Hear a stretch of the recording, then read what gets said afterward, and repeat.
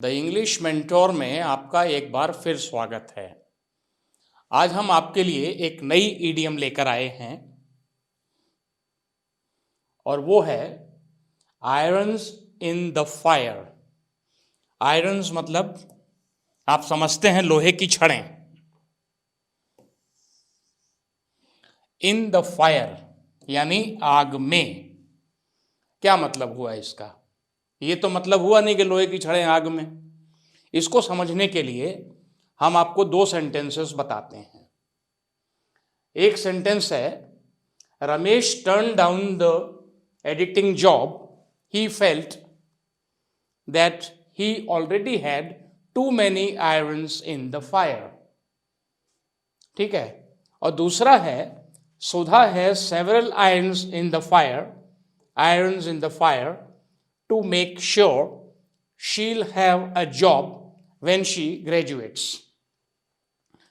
यहां दोनों जगह irons in the fire आया है, यानी आग में लोहे की छड़ें। तो ये मतलब होता नहीं है, तो अपन इसको हिंदी से समझते हैं।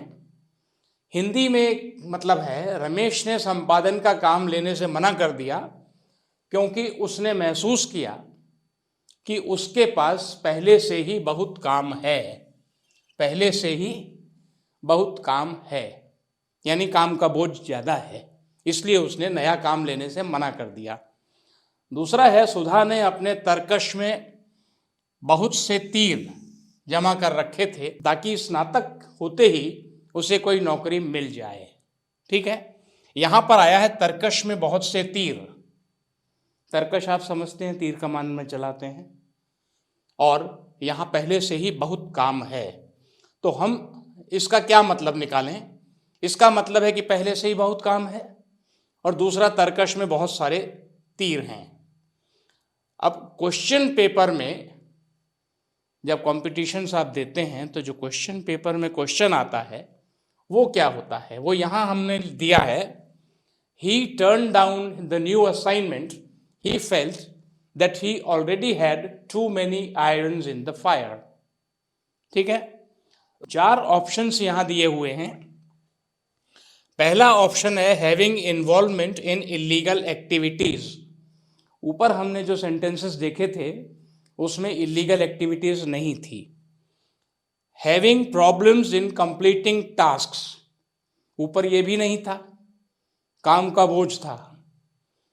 हैविंग फाइनेंशियल हर्डल्स, वित्तीय संकट, ये भी नहीं था। चौथा है D, having multiple tasks to complete, यानी बहुत सारे काम पूरे करने बाकी हैं। बहुत सारे काम सर पे हैं, इसलिए नया असाइनमेंट लेने से मना कर दिया।